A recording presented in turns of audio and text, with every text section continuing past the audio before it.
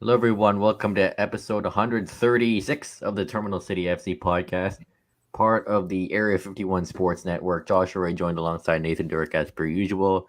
We are broadcasting live on Facebook, on the Area 51 Sports Network Facebook, YouTube, Twitch, and Twitter, and the Terminal City FC podcast. Twitter, apologies if my camera is off, is because when I turn it on, it just shows black. I You don't know get why. this instead. Yeah, so you'll get the little circle in the middle instead. So again, Joshua Ray joined alongside Nathan Durek as per usual.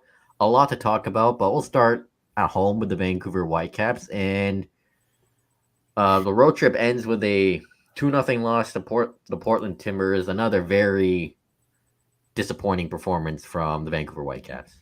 You know what? For about 15 minutes there, it looked okay. Yeah, it didn't start off that badly. Yeah.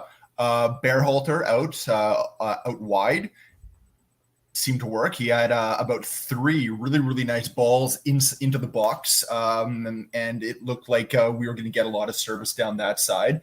Bovalina was the recipient of a couple of those. I really liked what Bovalina was able to do to cut in from the left, get in front of his defender to try and get on the end of those crosses. It didn't really work. I mean, balls didn't make their way to the net, but I did like the movement that he was doing. And also got to remember, for Bovalina, this was his first start with the Whitecaps. Something we had been asking for, we got. I like that. But yeah, and we can talk about this lineup playing in general middle because this lineup was different, to say the least. Interesting, yeah. Yeah, interesting is a good way of putting it. Yeah, Matias Laborda in the Andres Kubas position as a number 6.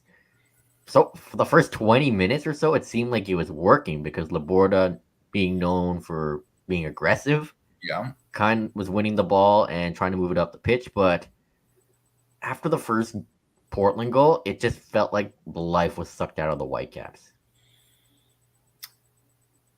Yeah. The first goal, now if I'm trying to remember, this is the one where the ball comes into the box and Javane Brown whiffs on a clearance. Yeah. It's one of those things that you teach kids. When the ball is coming to you, you stop it, and then you deal with it, right? Whether you're going to start dribbling or whether you're going to dish it out to some sort of outlet in front of you. When you're a defender, when I get it that there are, people that do one touch when they're doing a shot or whatnot. You don't see it a lot from defenders. Defenders need to be able to get to receive the ball and then take a look at the entire pitch because they've got 10 or 9 guys usually in front of them to figure out what it is they want to do.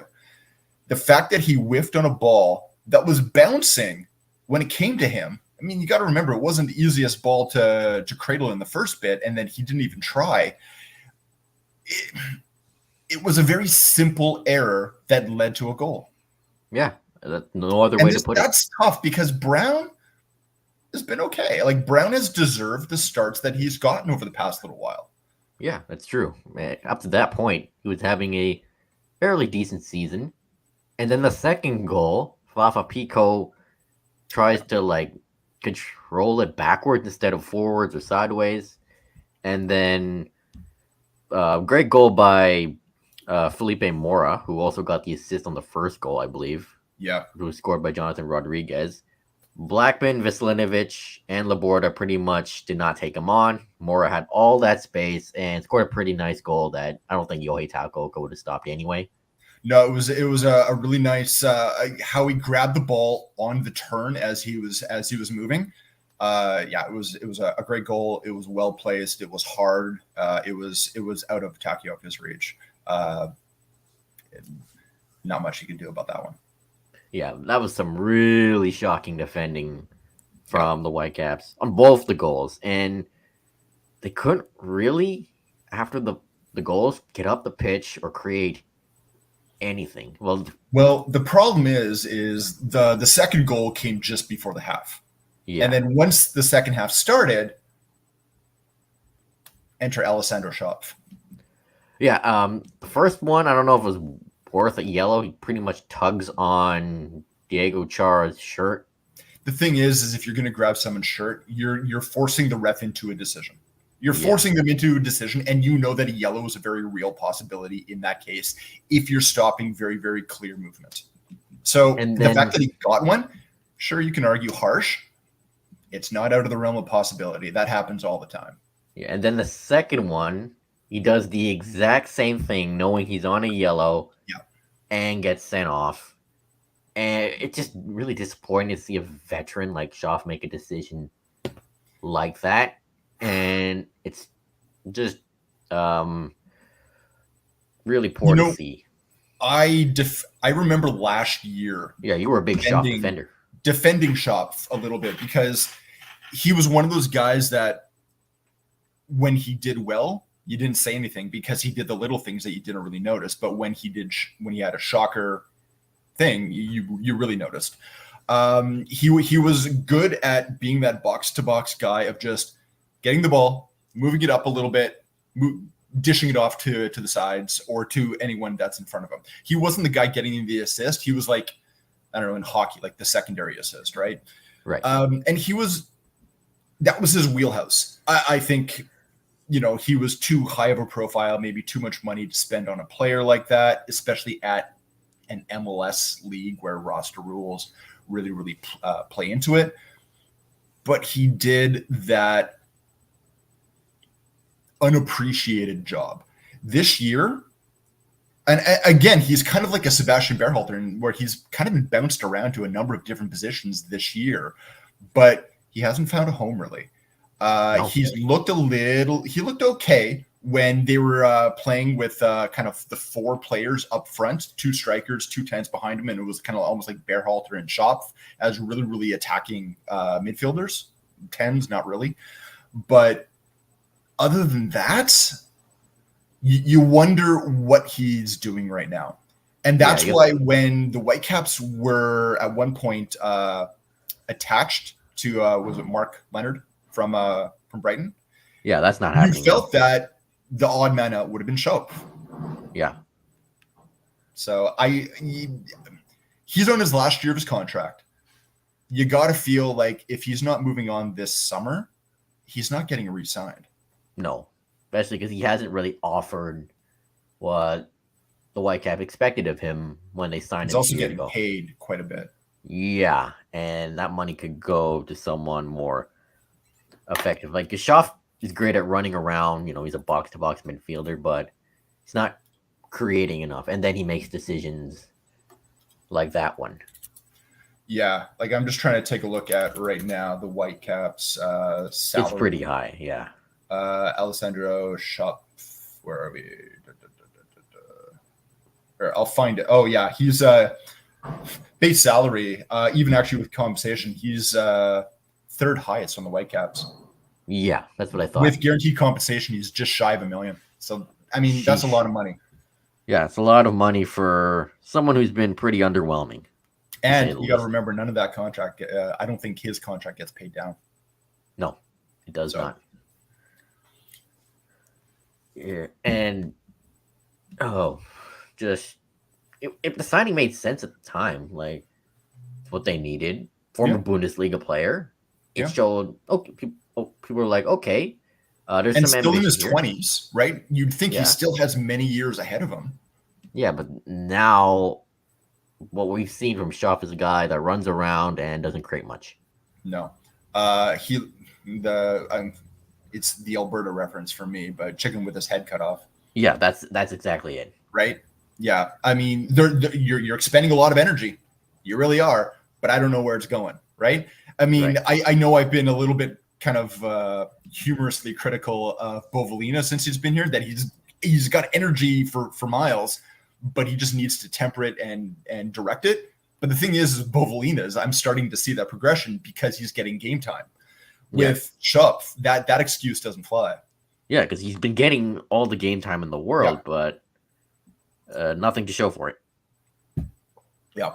One of the things I did at the end of the game is I wouldn't call it a rant, but I went on a bit of a musing treatise on zonal marking, and it's one of the unimpeachable things of Vanni Sartini. It will not change, right? Right. Zonal marking, 3 at the back, defensive structure, like whatever he changes, there are certain things that will not change. But zonal marking is something we talk They about all need to be on the same that page. he always wants to reach for the utopia, right? He talks about reaching for the utopia, especially as a guy coming from a socialist background, that, you know, there's this thing to strive for, always strive for. It's always unattainable. Well, that's how I feel about zonal marking with this Whitecaps team. Zonal marking is a utopia. When it works, it is beautiful. It's like watching art. But when you are dealing with a formation, and you know what, we're halfway through the season, you've gone through 3 or 4 different formations at different stages. But the thing is within those formations, you're changing the personnel and you're changing where they play all the time. So not only are these guys having to adapt to a new system, they're having to adapt to a brand new zone. You're also having, with zonal marking, is you can't just be aware of yours. You have to be aware of the people around you, and the people what they're doing. And when all of that is constantly in flux, you don't get any sort of consistency. So zonal marking with all of these outside factors doesn't work. I feel like it's almost like it's such an elitist philosophical thought that when you get down to the grunts, you know, it's just like it's not there yet. It's a great idea in theory. In practicality, for this team, I don't see it working with any level of consistency. Yeah, and everyone needs to be on the same page, and it's kind of hard to do that when the line one guy is out and the whole thing is a house of cards, right? Like I said, it's beautiful when it works, but when it doesn't, it's calamitous. Yeah, and when one person messes up, the whole thing collapses. That's a big flaw of it. It's one of those things. So I kind of went on a bit of a thing, but I think it was very evident in this game. The flaws for this squad. Like I'm not going against zonal marking as a whole. Like I said, when it works, when you get a team that can make it work, fantastic. This ain't it. Yeah, it is not it either. And Vanni Sartini also after the game talked about the reliance on Ryan Gauld.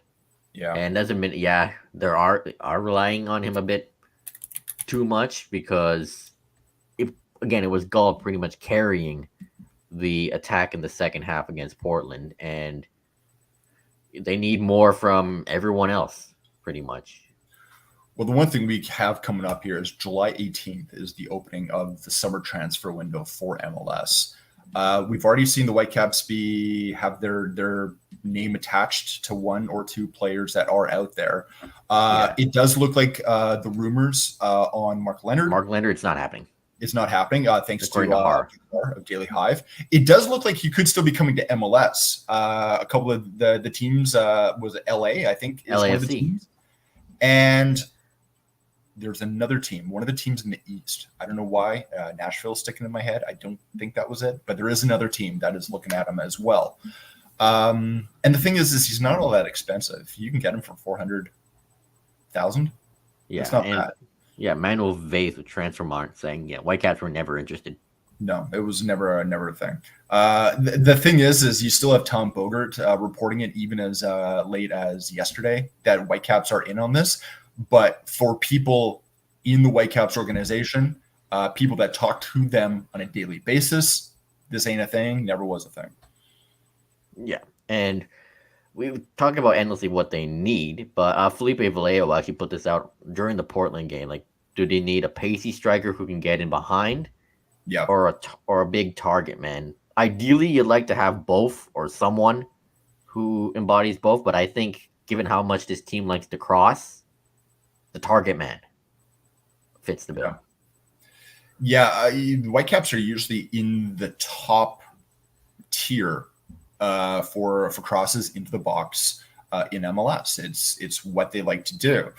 But you've got Brian White, who's great when he receives the feed. Yes, he actually gets a lot of his goals from his head, but that's when he's able to get in behind defenders, and you got to make sure those crosses are getting to the right space. Yeah. If you could get a striker that is, 6 foot plus, but also has a bit of speed, so it's not like Demir, Yeah. I would be interested. Sergio Cordova last year was supposed to be that guy, but he never was a fit. Yeah, I don't know. I don't know. And you take a look at Sergio. I was curious about him the other day because he ended up going out and signing with a team in Turkey. I think he played 15 games with him, got 1 goal. Yep. He's now on loan to a club in Russia. Jeez. Right? So, I mean, he's a guy that I'm not too sure what's going on with his career, but it's not on an upward trajectory. Yeah. Let's talk about one thing that has been good with the Whitecaps, and that is attendance.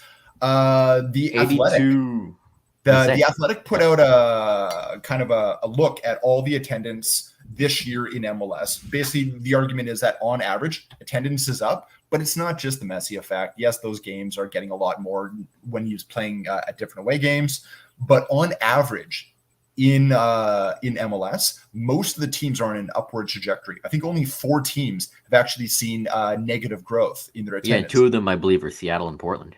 There you go. But the Whitecaps are the highest increase in the league. 82% increase in their attendance. Yep. Put it this way, the Whitecaps have actually, and I'm trying to pull up the numbers here, they have gone from... I'm trying to pull them up too. Yeah, it was what their averages were. It was really good. They've gone from 15,000. Yeah, 15,978 yep. to 29,085. Now that 29,000, you got to remember, it's because we've had the Upper Bowl open for 3 games now. The home opener, the 50th anniversary game, Inter Miami, and the Miami game. So that inflates the numbers a little bit. 29,000 is more seats than the lower bowl contains. You're not going to see that all that often. But the fact that your average is in the 20,000s is something to celebrate. I think that's something good. Now, what they need to do is they need to give them something to keep them coming back. Yeah, and that starts with the transfer window opening on the 18th. Sign the right players, string some wins together, hopefully make top 4 and go on a deep run. So let's talk about the fans back, because I know we still got a little bit of time. But if you could sign 3 players in this window, and 3 is a lot, it's not going to happen. But if you could sign 3 players, what positions? What are you looking at? I'm looking at another attacking midfielder / creator, striker, not like a everyday starter, but someone who can compete with White. And possibly another center back. Actually, someone who could fill in for Kubas or Berhalter. That's why I've been advocating for Matthew Schwanner. That's a good one too. I do like the idea of a center back because I want a solid 3. I don't think Laborda is it. I'm not saying he's a bad center back. I'm just saying he doesn't fit with this system. Udvik just needs to play more. He just needs to play more. I like him. I'm not. The jury is still out on whether or not he is middle of the road signing or if he's like really, really, really good. Blackman, I don't know what's been going on with him. Veselinovic just needs a rest. I don't think that I like Veselinovic. I like him, but there is no. He's like Andreas Kubas. There is absolutely no one on that squad that does what he does. Once Veselinovic is out of the lineup, there is no one that can take that center back role. Yeah, he just needs a rest. Maybe sign someone who can play that role. A backup. Get a backup. My ideal, a big body that's good with their feet, right? Yeah. So like a combination of Ranko and Blackman. Right? Get someone my height if you can find it, right? If you can find them, yeah.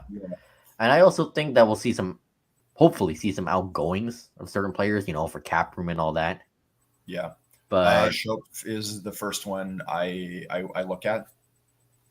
If you can. The fact that he only has half a year left on his contract, I don't know. We'll have to wait and see. Well, yeah.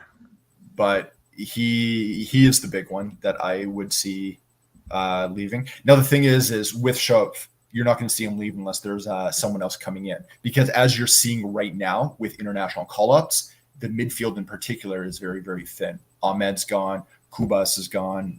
That gets difficult. Yeah, it goes to show how important those two are, and there's more pressure now, I think, on Vanni Sartini and Aston Schuster as we are over the halfway point of the season, and possibly the biggest summer window the Whitecaps had in their MLS era. There's a bit of hope. One of the things you're going to see in this window is, if not the DP spot that's open, the U22 spot. One of those is going to get filled.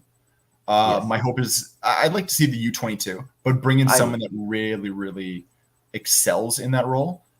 Even if you got to pay a little bit, the upside is you can sign someone to a longer deal, and hopefully it's that they grow with the club. Ideally, I'd like to see the DP, but I would not be upset with a U22.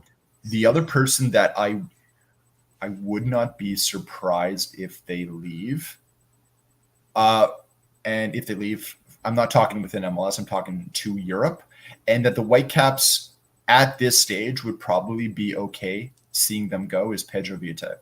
Yes, because he has been linked to clubs in Belgium a few months ago. Yeah. It's persistently over like the past year, right? Yeah. And it always felt like the Whitecaps were a bit of a stopping point for him to move on, and it kind of stagnated a little bit. I think both sides might just need a reset on what their relationship is. Yeah, I think that's what Axel and company are working on now. But if there's a bit of hope that you want, Axel Schuster's summer windows have been way better than his winter windows. So that's something. Yeah, that's true. The thing, more players are just available in the summer, because that's when players are, finish their contracts in most leagues. So yep, it makes sense. It makes sense. So next up for Vancouver Whitecaps, St. Louis City SC at BC Place this Saturday, and St. Louis City SC are not having the greatest season. They're not where they were at this point last year, and they've struggled on the road this year. Out of 19 games, they've won 3. Now the thing is they're draw merchants. They've drawn 10 of their matches, which is kind of crazy. Their last game was a draw. Yeah, they have difficulty there. One thing, they're kind of a weird team to try and get a read on, because their swing is so big, right? Yeah. It's like Atlanta when they first came into the league, flying, and then they kind of struggled. They kind of found their mix a little bit, but St. Louis, not won an away game this season. But I don't think that they're going to be a team to take lightly because of just where the Whitecaps are, right? The Whitecaps can end up being their own worst enemy. We've seen that the last 2 games. Yeah. Again, going to be a welcome back for some familiar faces. Jake Nowinski, Tim Parker will be back. Nowinski's guy, I always liked. Tim Parker was a defender I always really liked. I was sad when he left. Yeah. But I'd be wary that St. Louis still has a decent squad despite their record. Joao Klaus, the oldest looking 28, 29-year-old you've ever seen. Still a class player. Roman Berkey. Edward Lowen. Yeah. A lot of good names on this list. Yeah. And again, should not take St. Louis lightly despite their less than stellar record. And it would just be so Vancouver if St. Louis gets their first away win against the Whitecaps. Yeah, wouldn't it? Yeah, but the Whitecaps need to just focus on the plan, as Vanni Sartini would say, and try to get a win over St. Louis. And just from thinking last year, when St. Louis was here, Vancouver ended up winning 3-0, mainly because St. Louis played their B team in late October, whatever it was. So that's the Whitecaps. We'll move on around MLS a bit here. So this was inevitable. The San Jose Earthquakes have fired their head coach, Luigi Gonzalez, and the assistant coach, Ian Russell, is the interim. Yeah. because things have just been terrible down in San Jose. Basically, it kind of sucks to be a sports fan in San Jose. Hey, at least the Sharks are getting Macklin Celebrini, so that's some hope. There's that. Yeah. And just the Earthquakes have been down bad all season. Like last game, a 6-2 loss to LAFC. Yeah. Ouch. It hasn't been easy for them. Other than that, interesting news coming out of the new expansion team for next year, San Diego FC, who will be joining. They have started to sign a couple of players. I think they have now about 1 or 2 players on their roster. But there's been some talk about possibly who could be their first ever head coach. And the name popping up right now is Bob Bradley. Currently, I believe, who is back in Norway with Stabæk, who he had managed before. And I believe his son, Michael, is an assistant. I believe he is now too. So my thing is, his name's being attached to them, but does Bradley want to come back to MLS? That's what I'm wondering. Right? And if he does, then he'll take it. But so I'm not too sure about that either. Now, the one thing is Stabæk is doing okay in Norway. They're sitting in 7th right now, but of that 7th, they're only 5 points off the top. right, tight league. Sorry, it's a tight league. Then it's a very tight league. I do wonder if he might want to stick it out with them because Stabæk is actually doing all right. Right? It's you might not want to go anywhere. Yeah, I mean, if things are going well, why not? Right. The only thing is if you want to go back to some country that you're at the top flight, right? Stabæk right now is in it's the first division, but it's actually the second tier of Norwegian football. It's not the elite Serien. Does he want to come back to MLS? They want to live in sunny San Diego. Hey, he did it before with LAFC, wasn't he their first guy? I think he was, yeah. California or Norway? He was LAFC between 2017 and 2021. Yep, he was their first coach. Yeah, and that was before he went to Toronto. Oh, yeah. Moving closer to home, the CPL. Halifax Wanderers have finally won a game. Congratulations. And they did it on the road. Against Vancouver FC. Big style, a 4-0 win. Yeah, and braces from Ryan Telfer, who got goals like in the first 20 minutes, and Daniel Nemec, both set-piece goals. Yep. Header off a corner and a penalty kick. Like the first 2 goals were off the transition. Vancouver's defending looked pretty bad. And Halifax just wouldn't let up, even though Vancouver tried to get back in the game. And despite Andre Rempersad getting sent off for literally kicking Vasco Fry, Vancouver couldn't really do anything. Yeah.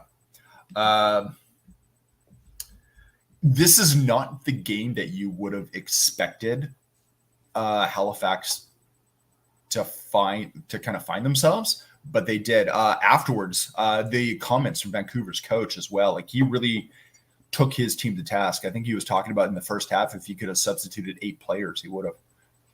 Yeah, because they dug themselves such a huge hole they couldn't climb out. Yeah. It was. You wonder, is this all that Halifax needed? Because the thing is Halifax had lost a lot of 1-goal matches. Or there were games in the last where second, right? Like it was just, you kind of felt like this was coming, but hey, getting your first win, you get it in style. Now it's to see what you can do to kick on. Yeah, and win at home. And the Callum Irving spent a lot of the game just screaming at his defenders. If you watch the highlights or even just the game itself, because Vancouver's defending was shocking from the first 2 goals. Yeah. All right. So the big stuff. Canada, Copa America. Opening match against Argentina. Lost 2-0, but given the way they played, nothing really to be ashamed of other than the finishing. They put up a good fight. It wasn't bad. And I got to say, the first half gave you hope. Yeah, it did. Yes, Crepeau had to stand on his head, and he continued to stand on his head throughout the entire match. He actually, I believe right now, also with the other game that we'll talk about later, I think he has the most actual saves out of any goalkeeper in Copa right I now. wouldn't be surprised if he does. Yeah. But it's Argentina. I mean, they put 11 players on the pitch. It's 11 world-class players. Start the second half. Alvarez scored in the 49th minute. Lautaro Martinez by Messi, late on. He scored as well in the 88th.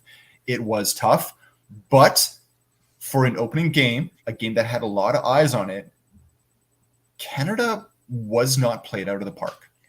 No, they did not get obliterated. So that was something we were hoping for, and it happened. Though Steven Estacio had a clear header on Emi Martinez that just went right to him. Jonathan David also had a header that just missed. Like, if one of those goals went in, we'd be talking about something different. No. Hopefully. Yeah. But the one thing we are talking about, though, is Maxime Crepeau, because he was, even though he 2 goals got by him, he was still man of the match. Yeah, because from he both just teams, made these, in my mind. He just made these excellent saves off like Messi, Di Maria.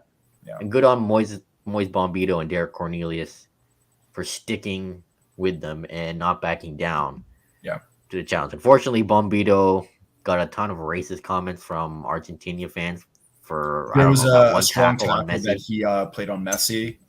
Good tackle, strong. But yeah, he started getting a lot of racist comments.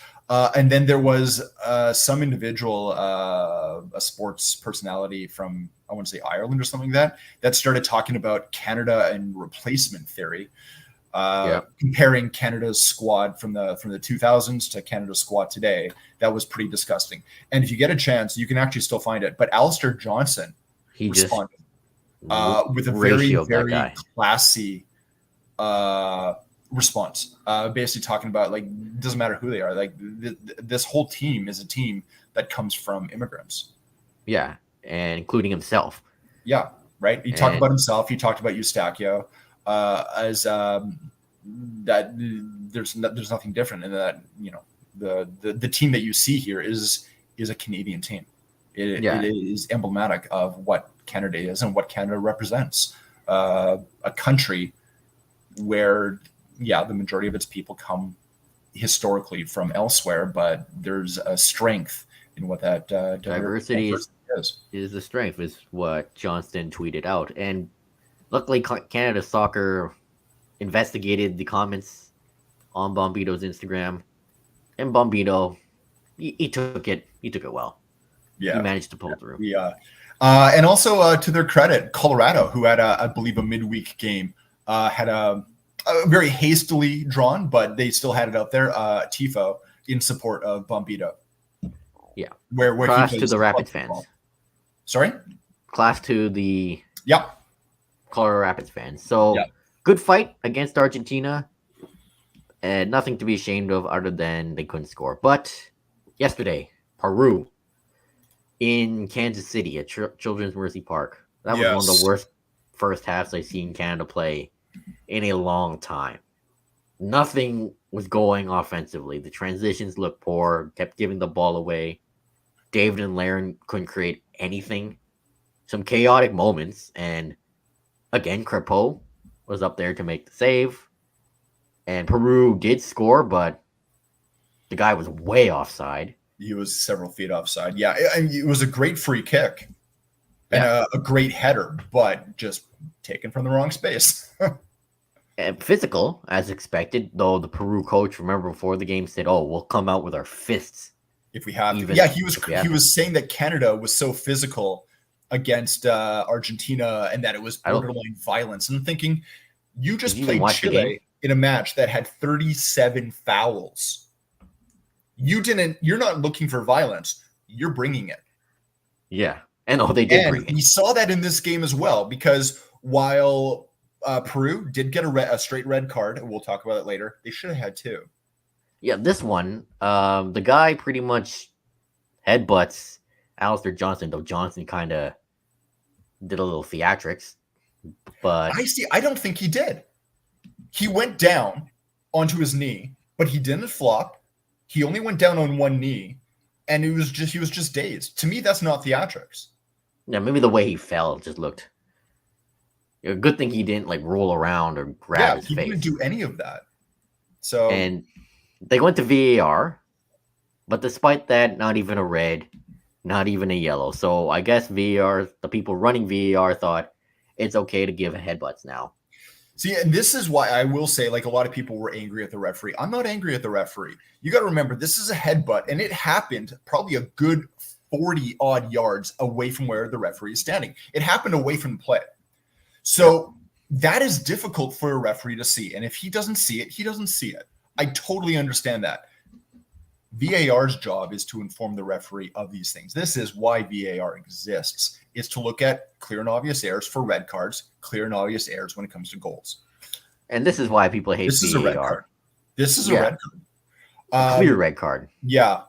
What I don't like is you started to see some of the comments, and you started to see a lot of these comments coming from Canadians saying that the reason why VAR wasn't given was because of the nationality of the person running VAR. I'm sorry, but that's not. I don't think that has to do anything with it. No, it shouldn't. It's just incompetence. Yeah. From the people running VAR. Oh, okay, he headbutted now. But just like we call out people that do stupid stuff when it comes to Mose Bombito, you got to call out your own as well. Yeah, that was I don't understand why the Peruvian guy didn't get a red card for that headbutt. No, there was another red card incident. Also involving Johnston. Yeah. No, Schaffelberg. Oh, Schaffelberg, yeah. Schaffelberg, who came on at the half. And Arajo, yeah. Yeah, it was a very, like, you take a look at the replay. I'm sorry, but ankles aren't supposed to bend that way. I'm very happy that Schaffelberg was able to stay on the pitch. Yeah, he pretty much got up right away, thankfully. Yeah, because that looked like it could have been much more serious. Broken his leg. Yeah. Yeah. And that one did get referred to the on off-pitch monitor. The referee didn't take him that long to take a look at it and issue a red. So, credit where credit was due. You missed one, you got one. That doesn't make it a wash, but at least you got part of the way. Well, at least they made up for it in a way. Yeah. And thankfully, Schaffelberg didn't get injured because, man, what that guy is able to do with crossing from the left, he set up the goal. Got the assist on Jonathan Davies' goal. Jonathan David. David's 27th goal in his 50th cap for Canada. Out of those 27 goals, 26 of them have come in competitive matches and not friendlies. Only one goal has come from a friendly. Good time to show up. Big name player, right? Right. And more on him later as he looks set for a big move. But Schaffelberg, again, I've been advocating for him to start, and I hope he starts against Chile because when he came on, he brought life into Canada's attack with his speed and creativity. Yeah. And that was a beautiful pass to David. Beautiful pass and good composure from David because once he had the ball, he still had work to do. So it was good for him to be able to put that in as well. And then you get the magical thing that happens when you play some teams. As soon as you go up against them, they stop falling down. They stop rolling around. They start playing football. Yeah, and they stop being butchers. Yeah. So Crepeau had to make a big save late. Yes, he did. Got down really well to his right-hand side to keep the ball and to keep Canada with the 1-0 win. We could very quickly, we'll talk about the game that was late after this game. Argentina and Chile ended up with a 1-0 win for Argentina. Again, in 88 minutes. So very happy that happened because now basically it means that Canada needs 1 point in their final stage match, and they will qualify out of the group. That's all they need. And all they got to do is get the job done against Chile. For the game against Peru, wasn't the greatest game. Lots of lessons to be learned. Lots of things to build on, too. It's done. And a win is a win. Araujo for Peru will be out for his next game. One of the players from Peru that plays in MLS. Yeah. Team does he play for again? I think most of their squad, Peru, are MLS players. They have quite a few that go elsewhere. Some Serie A in Italy. Ruggio's a Portland guy, so he's Crepo's teammate. That's right. So yeah, they're kind of all over. They've got a good mix in many different leagues. They have a few players in League MX. Yeah, they do. Some that I believe are in actually the Peruvian league as well. So yeah, here, there, and everywhere. I mean, Johnston. I mean, pretty much all over the place. Kind of had a shaky first half, but got better in the second half. Yeah. Coney didn't have the best game. No. Admit that. He hasn't had a good tournament so far. Yeah. I'm hoping it's just because there's other stuff going on that deals with Coney that we'll get to. Yep. That has now looks like it is done, and hopefully he can get his head back into the game. We'll have to wait and see. So next match will be this Saturday, Canada-Chile, 5 p.m. start. Yeah, let's just watch it at BC Place in the press Pretty box. much, right? Yeah.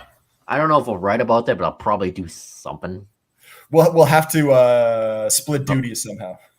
Yeah. And Canada will be back in Kansas City on September 7th as a friendly against the United States will be held there at Children's Mercy Park.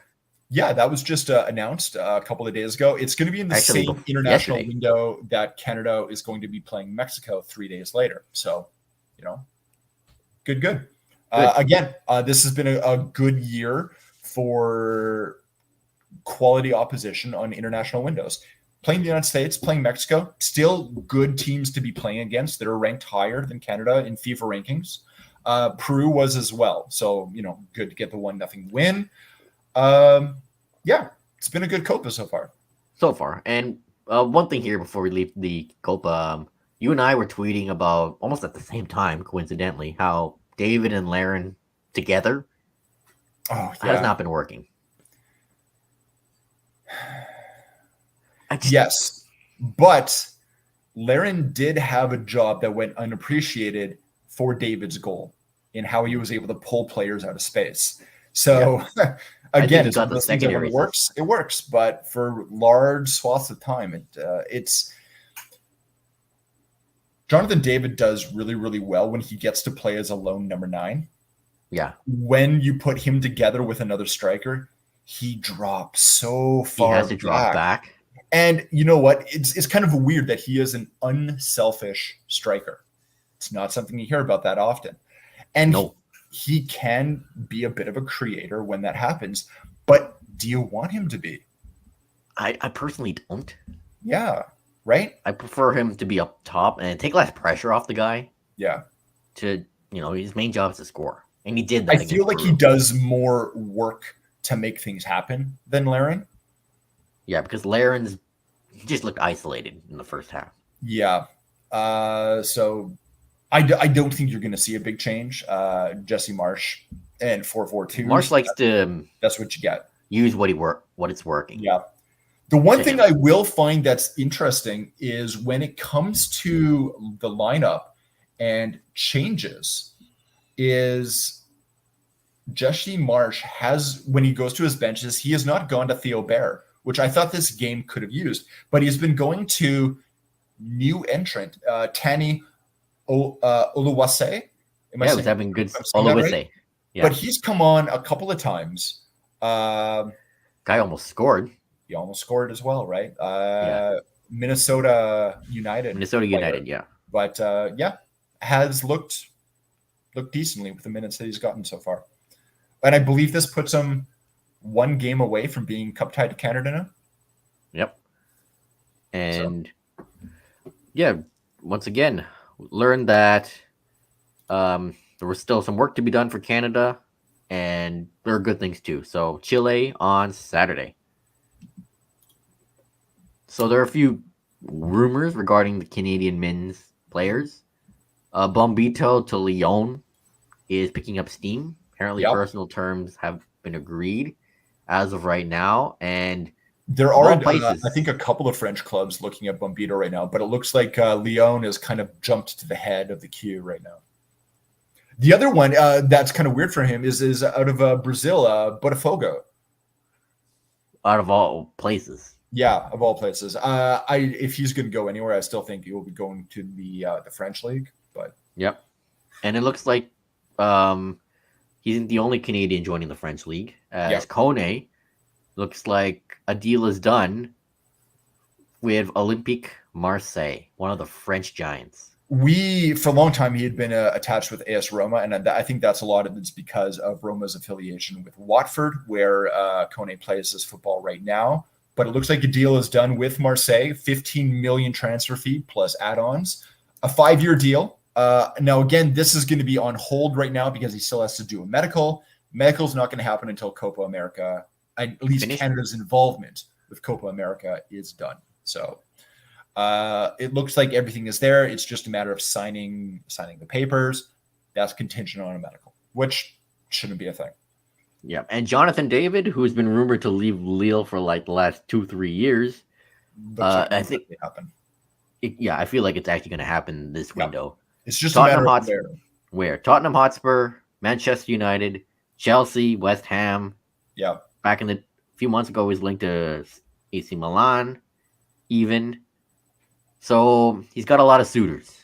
The one thing is he's got only a year left in his contract. He has been given permission from Lille that he can go. And he won't go for much, though. He got a £30 million transfer fee, which, given what players go for these days, it's not a lot. Yeah, and now given the fact that he's valued at 40 million plus. Rumors with Spurs have cooled down a little bit because players have just reported back to Premier League clubs for preseason training. And it's starting to look increasingly like Richarlison might not be going anywhere. There was rumors that he could be headed over to the Saudi League if they could get a decent transfer fee. Those have cooled. So Spurs have cooled on looking at a number 9 because if Richarlison stays, they're not going to bring anyone in. So we'll have to wait and see. The Chelsea rumor are starting to pick up steam, apparently. And so more on him later. I do feel that things have moved ahead for someone else. Now, the other one that we have been looking at is Derek Cornelius. Currently plays football for Malmo in Sweden. Has been getting interest from the Danish league with FC Copenhagen. So, I mean, you got to think Malmo is on the west coast of Sweden. To go to Copenhagen, it's not going to be a big move. Yeah, it's not that far. No. Literally, what? Like, honestly, I don't even know if it's an hour away. So it doesn't feel like it. No.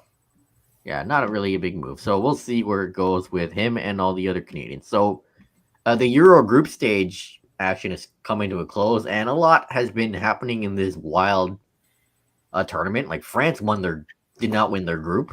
Austria did. Austria. You know what? Austria getting Rangnick as their head coach has transformed Austria into, well, I mean, there's a reason why Rangnick was known as the father of what they call it, Gegenpress? Yeah, he pretty much, Tuchel, Klopp, and all those other managers. Yeah, took but it's working. Like they are pushing teams around, and I think they are deserved. That was a good game against the Netherlands. Yeah. Who would have thought Austria would have finished the group? Everyone thought it would be France, but France is struggling to score goals. Yeah. I mean, both their goals have been an own goal and a penalty.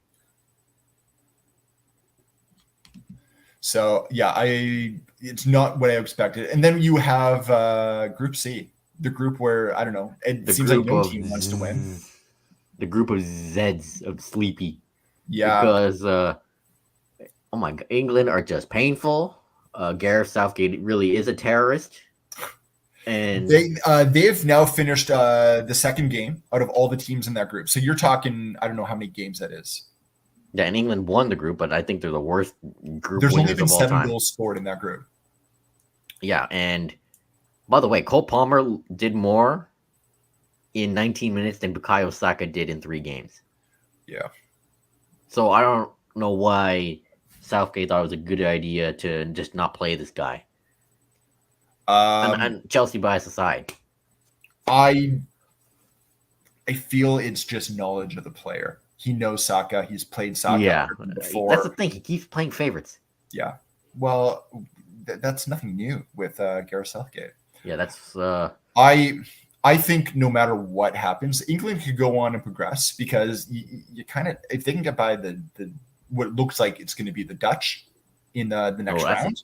Yeah, it's going to be tough though. It's going to be tough, but the Dutch, haven't been pulling up anything themselves.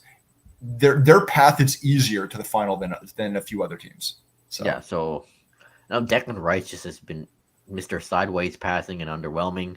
Yeah. And instead of playing Trent in the midfield, he decides to play Conor Gallagher, but Gallagher doesn't offer much. Yeah. You know what? It's England. It's falling forward, right? Yeah, and I get France. N'Golo Kante is pretty much carrying them. I said going into this tournament, we talked about who our player of the tournament could be. I said N'Golo Kante. Yeah, at this rate, it could be. Right? I said he was gonna turn back the clock, and I said Kante. And he has. Spain won their group. Yeah. Have yet to concede a goal as well, which is even more impressive. Yes. Yeah, very true. Being a 1-0 win over Albania. They've just been defensively sound. Their youth is stepping up. Props to Mark Cucurella, who just looks transformed. And I've seen enough. Chelsea don't sell him. And Spain are going to be a fun team to watch over the next few years. But with what Spain and Italy did, it leaves Croatia out. And I did not see that happening. No, I did not. That game, though, Italy did not play well. Yeah. Modric just showed he was an ageless wonder, and then Italy scored the dying minutes. Receiving the award for man of the match. Yeah. That hurt. Yeah, just the pain in his eyes. You could clearly see it. Yeah, absolutely. Good strike by Zaccagni for Italy. Yeah. That was his first goal for Italy as well. Elsewhere, we have really interesting, which just finished earlier today. Group E. Every single team has 4 points. Yeah. So you're looking at goal difference. And unfortunately, it looks like Ukraine is going to be the odd team out. Romania tops the group. Belgium second. And then Slovakia is going to get the third place. And best of when they'll actually go through as well. There's only one group left, and that is the Group F of Portugal, Turkey, Czechia, and Georgia. Portugal, it looks like they'll go through. They've won both their matches. They've done with a quite superior goal difference. Turkey has done well in this tournament, and I think they could be a bit of a dark horse. Yeah, I think they could be too. Yeah. Again, they've got a young phenom on their team that's done really, really well. Talk about the young phenom. Was it? I want to say for Spain, the 16-year-old. I want to say what Yamal and Nico Williams has been getting transfer interest. 21-year-old winger. So a lot of storylines with the Euros. Some good, some not. Yeah, and own goal is the leader in the Golden Boot race. Own goal gets to play in every single game, so I'm not surprised. Yeah, and it would have been Lukaku if not for VAR. Yeah, that guy.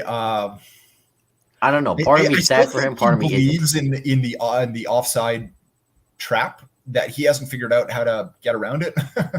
Yeah, and kind of feel bad for the guy, but at the same time, I don't.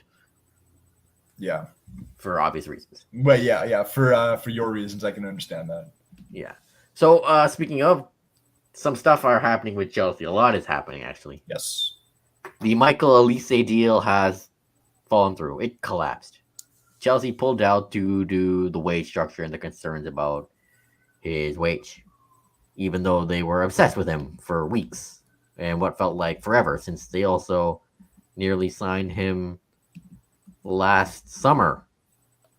And I should be more upset about this. But at the same time, I'm not really that upset, especially considering Olise wanted to play in the Champions League and is pretty much on the verge, pretty much has signed for Bayern Munich. Yeah. At least he didn't go to like Newcastle or somewhere like that. And I don't know, just maybe there's a problem with the wage structure. Yeah, you still have Lukaku on the books. From what it sounded like in terms of wages, what I was hearing is that he wanted so much that it would have made other players currently on the squad angry because he would have been much higher than them. Yeah. And also it doesn't help that Lukaku's still on the books. Malang Sarr, who hasn't played a game for Chelsea in like 2 years, it's like making $200K a week. That's Pochettino didn't even know who he was when he was asked about him. Yeah. So kind of sucks Chelsea are missing on a player of his caliber, but the wage is too high, then I guess it is what it is. And some signings actually are happening. And of course, they're kids. This one is interesting. 18-year-old Spanish striker named Marc Guiu will sign from FC Barcelona for only 6 million euros. And that was his release clause, basically. At that price, why not? 18 years old. I don't know anything about him, but the streets are saying he's actually pretty good. And he apparently feels like he sees more of a chance at Chelsea than Barcelona. Apparently he's quick and he's good in the air. And we'll see what happens with him. And they will also sign a player from Aston Villa, Omari Kellyman, 18-year-old attacking midfielder, for only £19 million. I don't know much about him at all. And apparently he's played only 6 games for the first team. And he can also play striker at the same time. And if you played Football Manager, I'm sure you probably heard of Kellyman and Guiu. Probably. Because, Football Manager and there's love for youth players. Todd Bowley also plays Football Manager. So, I guess maybe he saw those names and thought, oh, maybe I should sign them for Chelsea. I mean, this is cool and all, but Chelsea already have a lot of kids in their system. Yeah. It feels like there's way too many. It feels like a nursery with all these youth players. But we'll see what these two can do. I'm more intrigued in the Guiu signing because this looks like a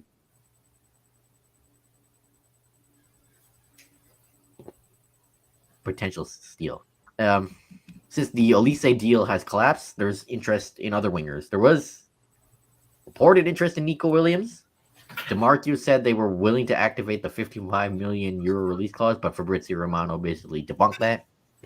And now they're linked to a guy who's playing in the Euros right now, Johan Bakayoko. No, Williams is too, I guess. Who plays for PSV and looks to be a very creative winger. And from what I've seen of him so far, he's good at carrying the ball. And he knows how to take it from one area of the pitch to the other. He's efficient with it, as they say. I mean, if we can get him, sure. It's only 20 years old, I believe. And he's 21 actually. One of Belgium's top prospects, and also can play striker. And I hope he does come. He's better than the last guy named Bakayoko to sign for Chelsea, to say the least. All right, so Jonathan David. Chelsea are still after him, despite signing Guiu. And the rumor now is that he'll only cost 20 to 25 million pounds, which is pretty much a bargain at this rate. And I think this time around, as much as I said in the past, he shouldn't come to Chelsea because of the striker curse and all that. Given what Enzo Maresca wants to play, high pressing, possession based football, David fits the bill. The number 9 because he will have David drop back, but not as much as he does for Canada. But he will have him stay more up top to create chances for himself. And given David's work ethic and intelligence with the ball, though sometimes he makes the wrong decisions, it would be a fit. But there's another thing here. Chelsea already have a player like David who can do things much better, and that's Christopher Nkunku. I mean, nothing wrong with having 2 of them, but there's also the idea that he's taking away minutes from Nicholas Jackson, but Nicholas Jackson can also play the wing, as some people can forget. I feel like Jackson, David, and Nkunku and Palmer would make a good 4 of the attack. And David's inconsistency also is a concern for me. And for selfish reasons, I would like a Canadian to play for Chelsea. I'd probably buy the jersey right away once he signs, if I have the money. But we'll see, because that's being reported that Chelsea are still weighing their options. Nothing concrete yet. And once again, David is still having a huge tug of war with all those other clubs for Chelsea, for David. And I think it would work, but it would be risky. And whatever they do, I hope they don't give David the number 9 if he does sign. But he's not the only striker Chelsea have been linked to. They've been linked to Alexander Isak of Newcastle. Someone I've liked for a while. Good player.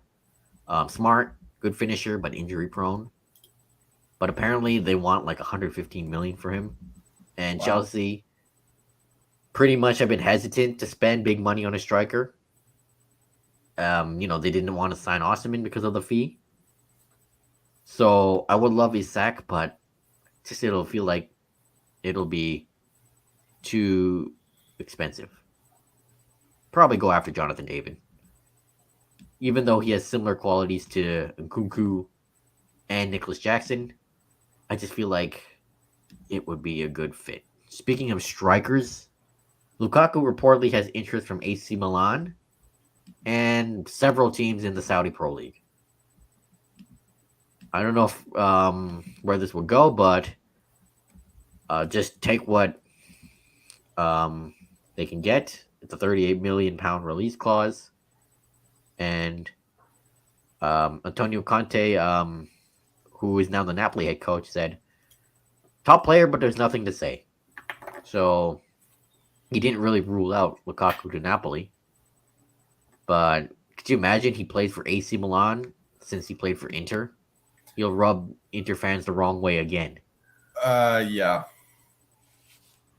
And then there's the Saudi Pro League teams. So just get the guy off the books as soon as they can. And last thing with Chelsea, the home kit for next season has leaked. And it looks absolutely hideous. I don't even want to show it on here. It just looks so bad. And I don't know what's with these weird splooshes or swirls on the kit. And the badge looks red. The collar looks fine, but the splooshes or whatever, the weird design on the home kit, it looks so bad. Is this the one that kind of looks like a weird geometric thing on it? Yeah, that one. The blue one. Yeah. It just looks, like an eyesore. The away kit is also leaked, I think. This is the away kit. This is the away kit I'm looking at. Oh, the away kit is like a light color. And again, what's with the red? The badge looks red. Not bad. But the third kit though looks nice. Black with pink bit on the sleeves, and the logo is pink. Not sure what pink has to do with Chelsea, but this Oh, one okay. looks I'm seeing nice. this home kit now. Oh, that is hideous. Yeah, my eyes are Whoa. bleeding from looking at it. Okay. Yeah, that's bad. Yeah, and since Footy Headlines leaked it, it's real because Footy Headlines is never wrong when it comes to The these home leaks. kit looks like something. It has a weird retro look, but I don't understand the red. Yeah, I don't know. Like, what's with the red? Like, we're blue, not red. Were And they, it's like going for a retro shirt of a retro design you never had. that's exactly it. And it just, I don't know if I want to purchase this one. I'll probably purchase the third kit instead Yeah. because the black and pink actually look good together. So that's Chelsea. And Tottenham actually has a lot of rumors regarding themselves. Lots of rumors because that's what happens. One thing that has happened is a player that they signed last year, Luka Viskovic. He was from Hajduk Split in Croatia. They loaned him back last year to finish his season there. He now looks like he's going to be going on a season-long loan to Westerlo in Belgium. So development for the center back there. They've also signed a couple of new senior assistant coaches. Matt Wells, who's been around for a while in England, and then Nick Montgomery, who's actually coming from Australia, will be joining the club here. Other than that, rumors. Piero Hincape, I don't know if I'm saying that right. Center back. I don't know either. They've been rumored with for, I think, about 2 years. With Bayer Leverkusen, looks like they're rumored again with him. But there's also been a number of rumors going on with Feyenoord's Luke Sherrill, Geert Rudia. Yeah, I don't know how to pronounce that. I'm not too sure. But this is someone that has been reported from multiple outlets, has been picking up steam. So we do know that there is a center back that they're looking for. They got Van de Ven last year. They wanted another guy. It looks like they're looking at a few different names. There is one person that does look like they have signed, a 16-year-old, a Glentorian striker, had interest from a number of clubs in the Premier League. Looks like he's going to be headed to Spurs, will be on their youth clubs for obviously a number of years. For forwards, they are looking at, there is still a few names being attached. Obviously, I said if Richarlison stays, it looks like any of these targets might not be a thing. Jonathan David being a part of them. Also from Feyenoord is Santiago Jimenez, another number 9 they've been looking at. Interest has cooled a little bit because, of what's been going on with Richarlison. Again, they've also been distancing themselves from a potential deal for Ivan Toney. They were willing to put up about £40 million transfer fee for him. It does look like Brentford wants about 65. 15 million difference looks like it's maybe a little bit too far to find any sort of agreement. We'll have to wait and see. One that seems to be a little bit weird is a potential swap deal for Joe Rodon and Carlos Alcaraz with Southampton. The reason why this looks a little bit strange is because there's a pretty significant disparity in terms of the potential transfer value of the players. Rondon valued significantly less than Alcaraz. And this makes me wonder if this is what's been going on with a few of the clubs lately that have been doing swaps with a couple of their youth players, overinflating their values in order to come underneath the FFP limits, because Chelsea are the one of them. accounting period ends in a few days here, Chelsea being one of them. Unfortunately, what's been happening with that is, say you've got 2 clubs that have an academy player, one's worth like £6 million, the other one's worth £8 million. Instead, what the clubs have been doing is been swapping the players, but saying, oh, this one's actually worth 36 million and this one's worth 38 million. So the difference between the two is the same, but because they only report profit, they're actually reporting overinflated numbers. Chelsea, I think, is getting in trouble with this with a swap with Aston Villa. Yep. So it's interesting because the league has actually come out and said this isn't a loophole. This falls under the kind of the full faith clause of what exists right now, and clubs could still get in trouble for doing this. So it'll be interesting. It does make me wonder if Tottenham is trying to get in on this as well. Interesting thing is these aren't academy players. Rondon's been out on loan for the last couple of seasons to top clubs, so I don't really know. Genoa looks like they're going to end their pursuit over Jed Spence. There was a buy option in the loan agreement that he had that was for 10 million euros. Genoa wanted to renegotiate, only pay 7 million. Tottenham is saying no, he's got a release clause of 10 million. It looks like 3 million. It might not happen. And really winding back the clock, Spurs, one of the players they're looking for is a winger. It looks like they could be attached with Juventus's Federico Chiesa, a player that I think they were attached to 2-3 seasons ago. Yeah, I remember that. Looks like 2 years ago. Coming back. And then another possibility for a center back is Giovanni Leon. So we'll have to wait and see. Again, a lot of attachments, a lot of players in and out. Not a lot happening right now except for a 16-year-old. Yeah, what's his name again? George Feeney. So he has the same name as the character from Boy Meets World, the teacher. Oh, really? Yeah, you're right. That's funny. Mr. Feeney. I forgot about that. Yeah.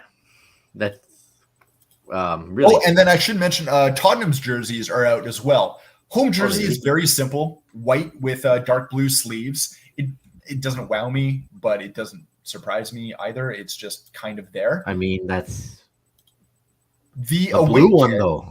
The away kit I like. The only thing I don't like is the Nike doing the stupid thing of putting the crest of the team in the middle. And basically, because you've got the shirt sponsor of AIA, it basically looks like it's a dot over the eye. Yeah. So it looks so nice, though. But the shirt itself, I'm a big fan of. Yeah, I just don't like how the crescent in the middle. I don't understand why Nike does this. Well, I shouldn't say I don't understand why American shirt manufacturers are doing this. Because it doesn't look good. Does not look good. Doesn't look good. So anyway, that's Spurs in a nutshell. Other than that, there's not a whole lot happening in the rest. But we have talked about Olympique Marseille when it came to Kone. They also have a new coach. Roberto De Zerbi, the former Brighton coach, is the new Olympique Marseille coach. Deal until June 2027. So he will be mentoring Ismail Kone. There you go. It's going to be interesting to see what happens with Marseille because they historically are a big club. Yeah, historically. Just haven't been, the best in recent years. Like 8th last year. Yeah, exactly. So see De Zerbi's free-flowing, possession-based football. Marseille. It'll be interesting to see how Kone fits into it. I think he'd probably do pretty well in it. So, that's gonna end the podcast for this week. The only other thing I want to add in before we go, it's being reported by ESPN Soccer that yes, I just saw this. MLS could be looking to take a full summer break in 2026 because of the World Cup that is going to be hosted in 3 different countries in North America. Which, I mean, I understood. It makes sense. Also, a lot of these stadiums are going to be used in the World Cup. Logistically, it would be a nightmare if you still have your domestic league going on at the same time. Also, it just looks bad. You're hosting the biggest tournament in the world, and you're still playing. That's not a good look. So, it is being reported right now that they're planning to take a break throughout the World Cup. Good. It's basically what the NHL did for the Olympics when NHL players were playing. Yeah, there. Do it. Make sense. Yeah, finally, MLS does something. You need to find some time to make it work. Get rid of the League Cup. I think that's the way it should go. Yeah. Leagues Cup should be on hiatus that year. Pretty much. At least. So, that concludes this week's episode. Hello to everyone that's tuned in live on the channels.